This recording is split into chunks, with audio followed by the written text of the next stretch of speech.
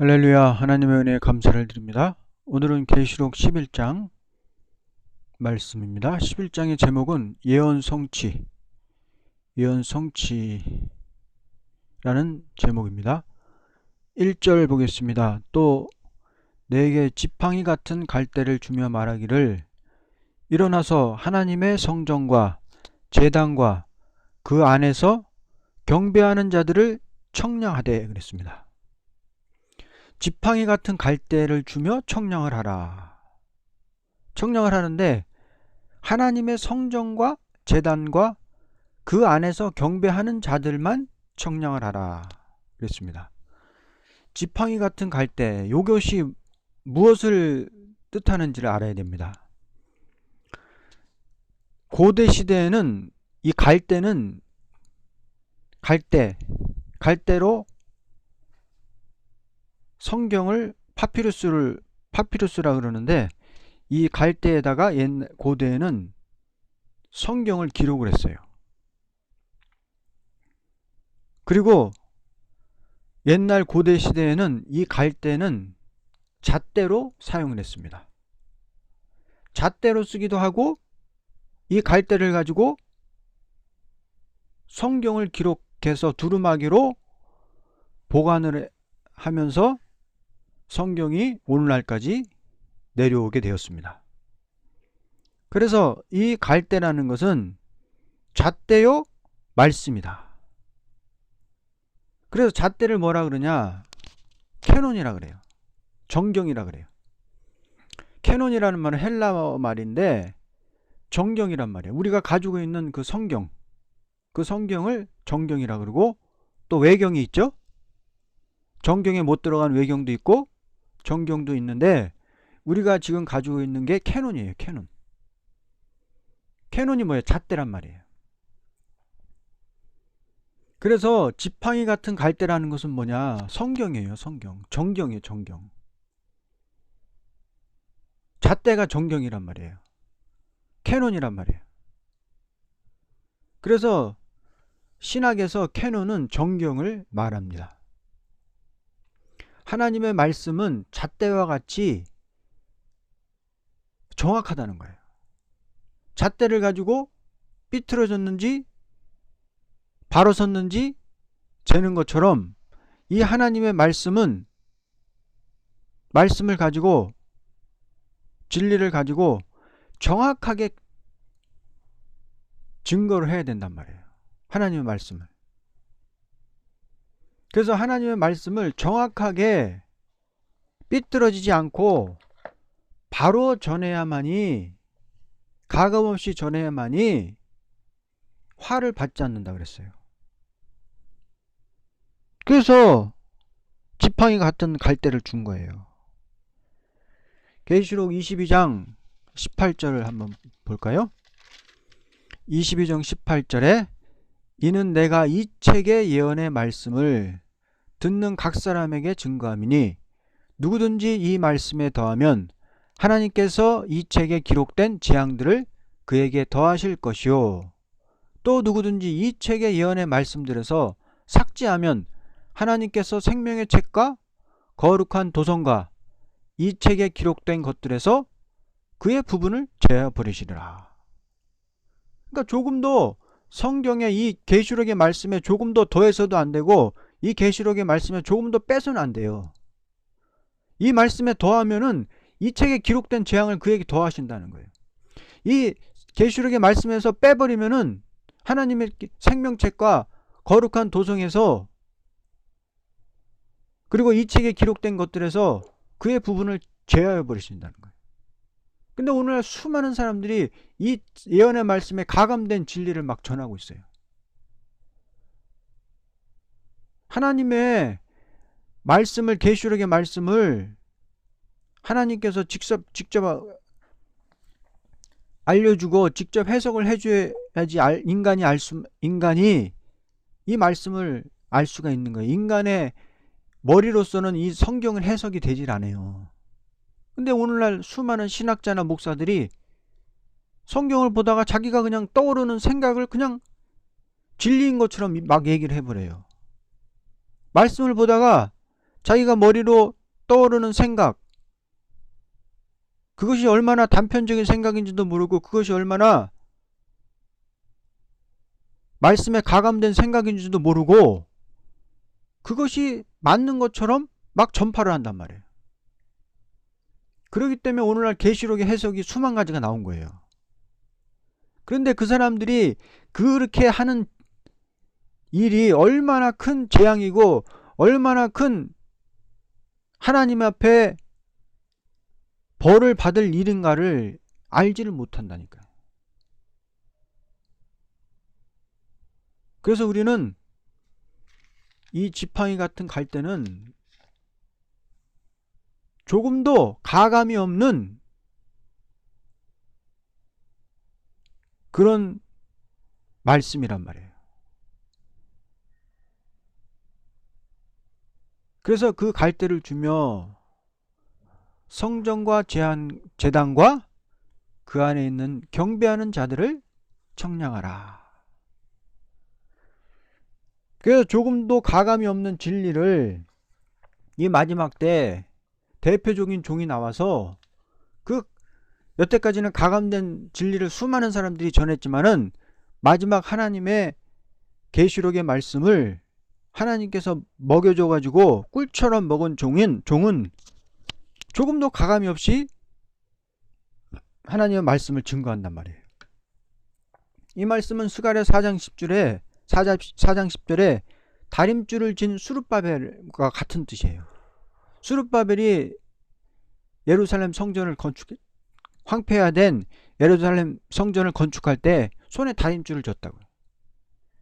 수룹바벨이 예루살렘 성전에 기초를 놓고 수룹바벨이 성전을 완성하는데 손에 다림줄을 졌단 말이에요. 다림줄은 뭐예요? 건축할 때 성전을 질 때 벽돌이 똑바로 올라가는지 삐뚤어졌는지 그걸 재보는 게 다림줄이에요. 그 다림줄하고 오늘 이 지팡이 같은 갈대나 같은 말이에요. 갈대도 뭐예요? 잣대란 말이에요. 잣대나 다림줄이나 같은 뜻이란 말이에요. 그래서 조금도 가감이 없는 정경을 가지고 참 예언의 말씀을 조금도 가감이 없이 그대로 하나님의 뜻 그대로 전하는 종이 앞으로 일어나 가지고 성전과 제단과 그 안에서 경배하는 자들을 측량한단 말이에요.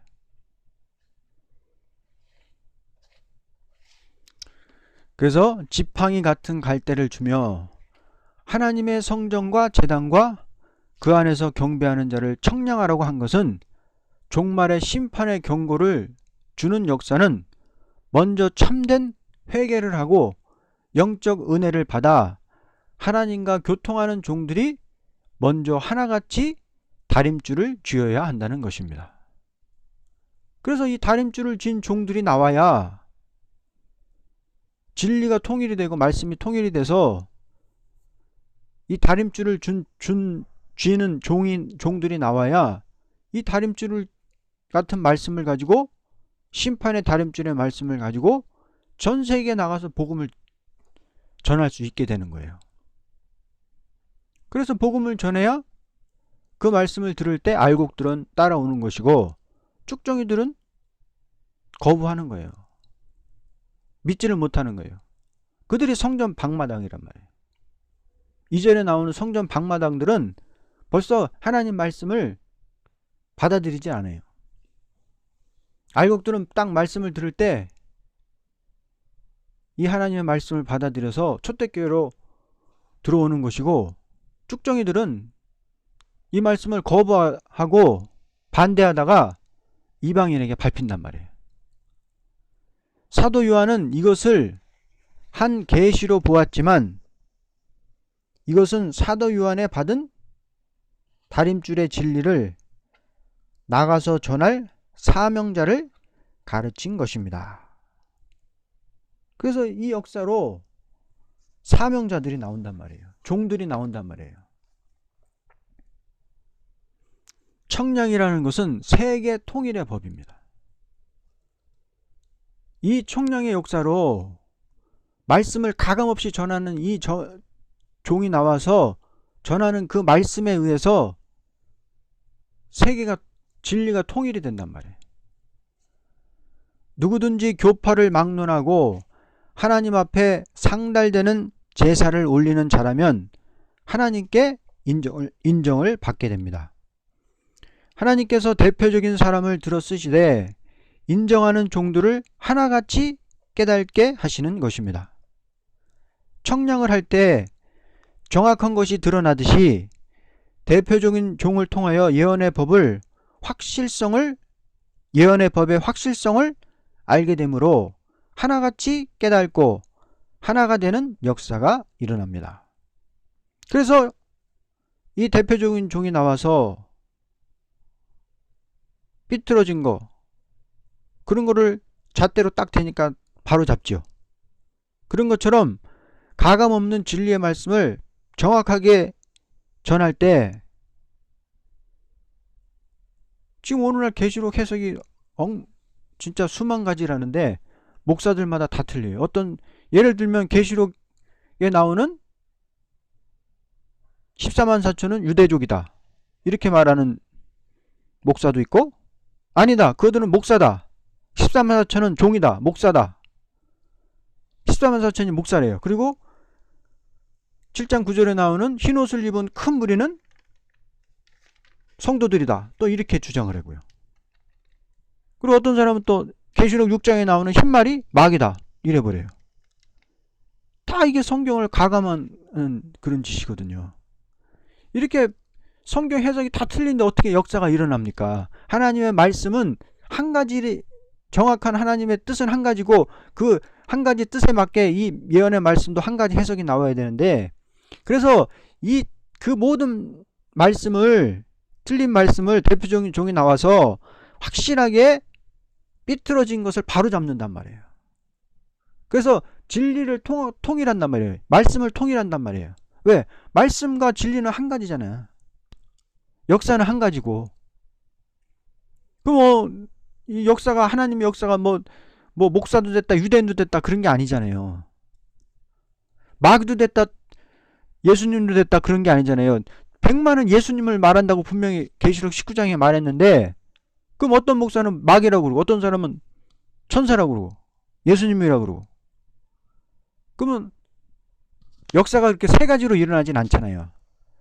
흰말은 예수님으로 해석을 해야지, 예수님께서 마지막 때 대표적인 6장처럼 4대 병마가 나오는데, 4대 세력이 나오는데, 검은 말과 붉은 말과 청황색 말은 심판의 대상자고, 그 세 말을 심판할 흰말이 바로 예수님이다, 이렇게 정확하게 딱 해석을 해야지 그 해석한 말씀대로 그대로 역사가 일어나잖아요.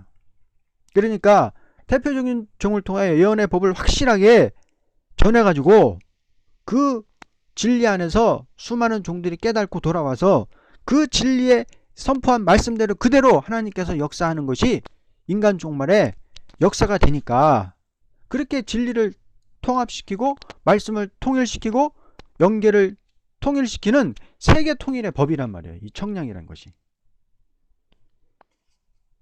누구든지 하나님을 경외하는 자라면 정확한 진리가 합법적으로 나타날 때 신앙 양심에서 하나같이 아멘으로 청량함을 받게 되는 역사가 있게 될 것입니다. 이때 하나님의 종들은 이 말씀을 들을 때 정확하게 하나님의 말씀을 증거하고 거기에 따른 역사가 정확하게 일어나니까, 이 종이 예언한 대로 모든 말씀이 다 이루어지니까 아멘하고 청량함을 받는단 말이에요. 청량함을 받는단 말은 뭐예요? 그 정확한 말씀에 아멘해서 그 말씀 가운데 다 통일이 된단 말이에요. 다시 말하면 다시 예언의 말씀인 다림줄의 법안에서 사상적으로 뭉쳐지는 단체가 나오므로 하나를 이루게 됩니다. 그래서 이 진리 안에서 14만 4천의 단체가 나온단 말이에요. 그래서 하나가 된단 말이에요. 어느 교파를 막론하고 마음 성전에서 하나님과 교통하는 종들은 하나같이 예언의 말씀을 청량받고 하나가 되니 이 종들을 통하여 촛대교회가 나오게 됩니다. 성전과 제단과 그 안에서 경배하는 자. 그건 뭐예요? 마음의 성전을 이루어야 된단 말이에요. 모세가 지었던 그 성막은, 교회는, 성전은 바로 마음의 성전을 이루는 거예요. 예수님을 믿고 이제 은혜를 받은 종은, 거듭난 종은, 구원받은 종은 하나님의 말씀을 매일 먹어야 돼요.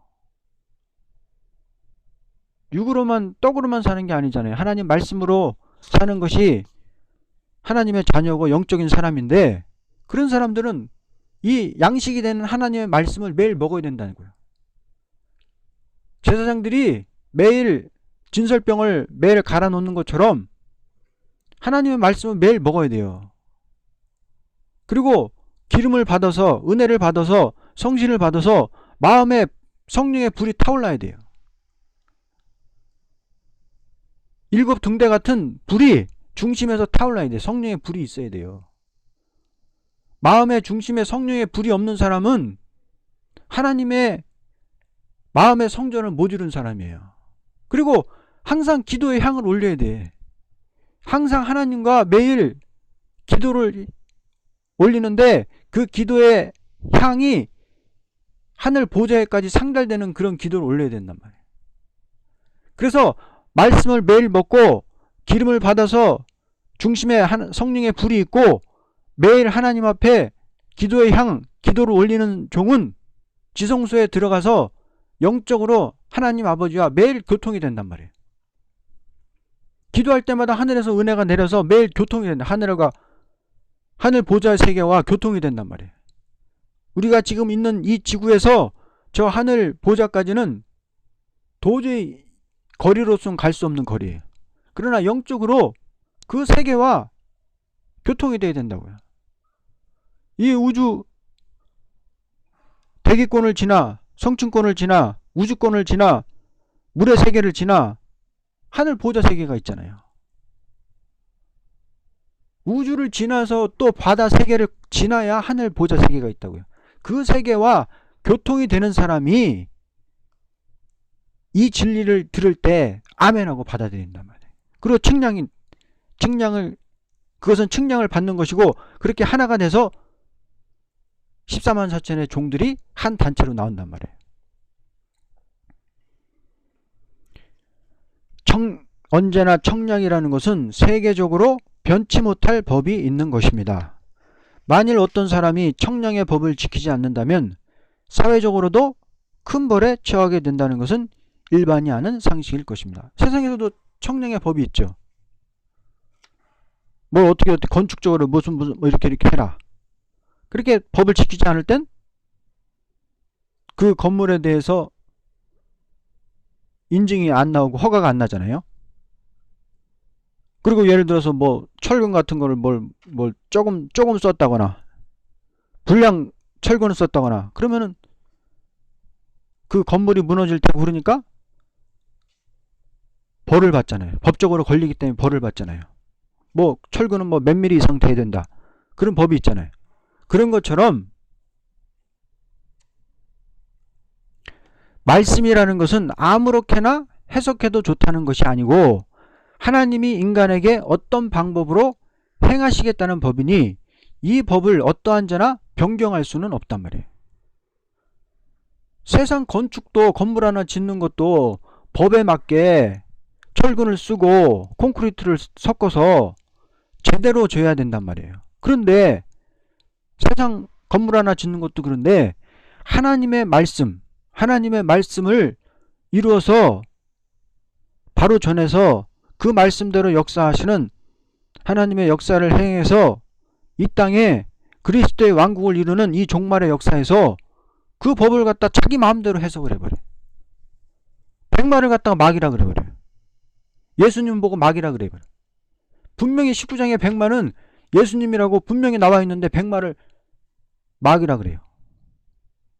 이렇게 성경을 가감해버리면은 하나님이 어떻게 그 말씀대로 역사를 하겠습니까? 성경을 가감하면 어떠한 벌에 처해진다고 분명히 계시록 22장에 말씀을 했는데도 자기 마음의 생각대로 엉터리로 막 해석을 해버려요.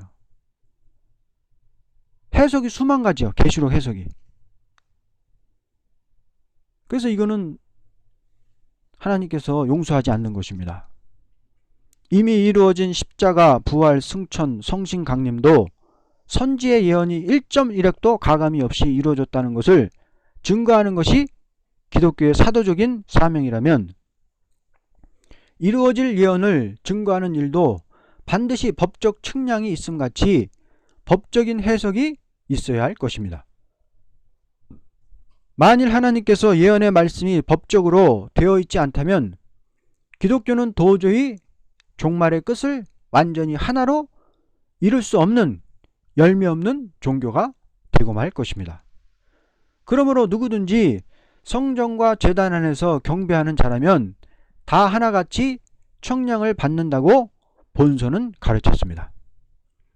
왜냐할 때 하나님을 경외하는 양심으로는 이루어진 말씀이나 이루어질 말씀을 조금도 가감할 수 없을 것입니다.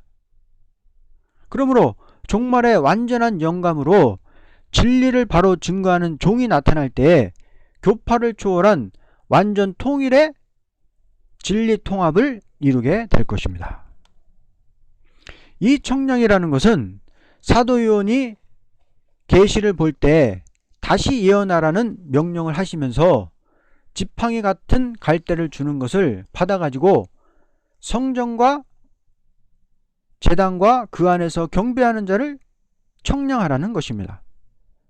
이것은 변화 성도의 말씀 통일을 보여준 것입니다. 청량이라는 것은 변할 수 없는 법적 청량이니 이 청량을 할 자는 대표적인 사람이 나타나서 그 종이 전하는 말씀에서 하나가 될 것을 가르쳤습니다. 사도 요한은 계시로 받았지만 말세 주 재림기에 반드시 말씀의 대표적인 사람이 나타나서 변화 성도들이 하나같이 무정될 것을 가르쳤습니다. 언약의 법을 세울 때는 아브라함을 대표로 세웠고, 그래서 아브라함을 75세 때 갈대 우르에서 불러가지고 아들을 준다 그러고, 널 씨로 말미암아 내 씨를 바다의 모래같이 하늘의 별과같이 번성케 하고 내 씨로 말미암아 천하 만민이 복을 받게 하신다 해놓고도 100세가 돼서 이제 다 늙고 꼬부라졌는데도 하나님이 아들을 안 주셔요.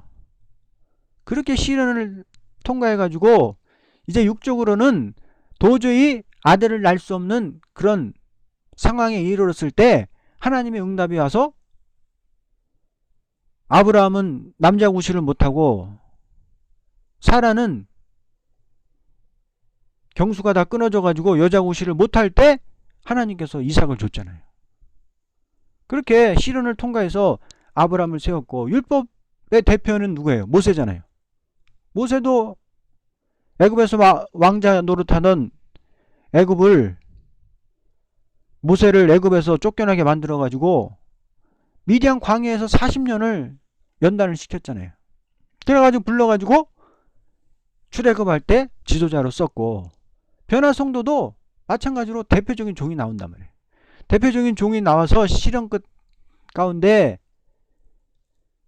하나님의 연단을 받고 인격이 겸손하고 완전해진 종을 마지막 때 또 대표적인 종으로 써가지고 이 역사를 청량하는 역사를 하는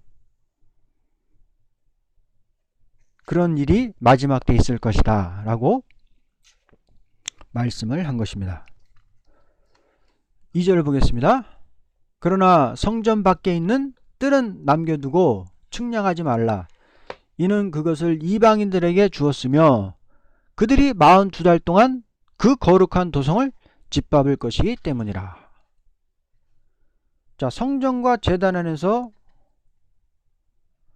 1절에서 경배하는 자를 측량하라고 그랬고, 그런데 2절에서는 또 성전 방마당은 청량하지 말라 그랬어요.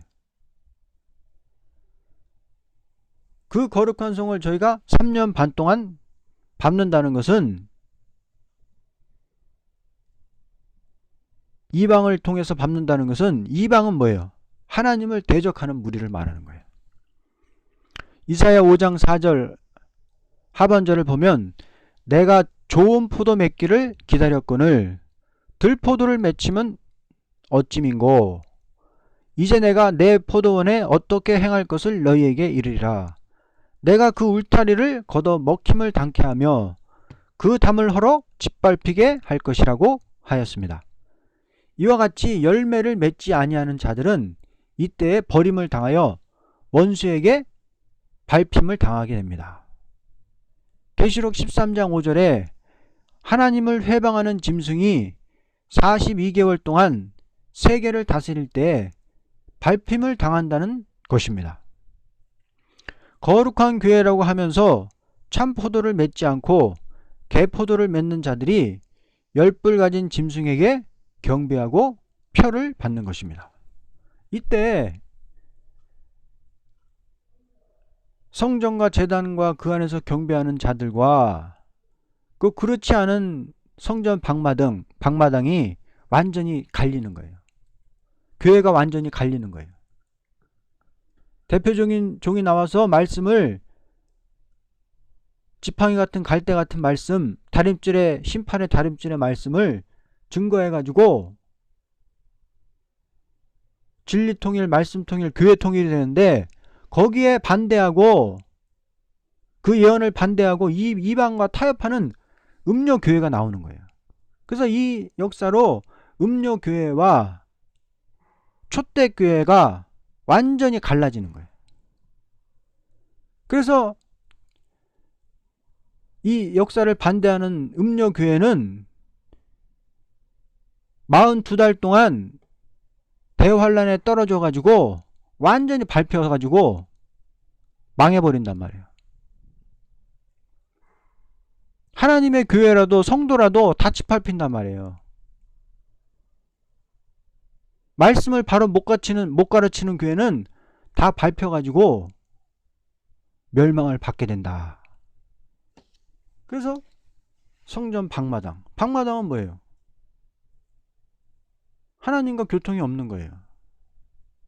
중심에 매일 말씀을 먹고 기름 부음을 받아서 성령의 불이 타오르고 맨날 기도에 향을 올려야 되는 그런 마음의 성전을 이룬 사람이 아니란 말이에요. 이 사람들은 형식적인 교인들이고 하나님과 아무런 교통이 없는 사람들이에요. 마음의 성전을 이루지 못한 사람들이에요. 그래서 이 사람들은 완전히 밟힌다. 그래서 이때 교회가 완전히 둘로 갈라진다. 성전 방마당은 청량하지 말고 그냥 두라 한 것은 심판의 다림줄의 진리는 버림받을 사람들에게 필요가 없다는 것입니다. 이들을 이방에게 주었다는 것은 계시록 13장 5절과 같이 짐승의 정권이 세계를 어지럽힐 적에 거기에서 표를 받고 만다는 것입니다. 대환란에 떨어진 교인들과 대환란에 떨어진 종들은 다 짐승의 표를 받아요. 받을 수밖에 없어요. 그런 사회가 되는 거예요. 표를 안 받으면 우상에게 절하지 않으면 살 수도 없고 다 죽여버린다 그랬어요. 그렇기 때문에 표를 받고 만다. 그러므로 다림줄의 진리를 들고 나가 역사할 때는 참된 진리를 따르는 자와 짐승의 뒤를 따르는 자가 유수불합으로 합할 수 없이 갈라지고 만다는 것이다. 그래서 이때 진리를 따르는 자하고 짐승의 따르는 자, 진리를 따르는 교회하고 짐승의 뒤를 따르는 교회가 물과 기름처럼 합할 수 없이 완전히 갈라지는 시대가 된다 라는 것을 말씀을 했습니다. 2절에 대해 자세한 내용은 우리 다음 시간에 또 계속해서 공부하겠습니다. 아멘.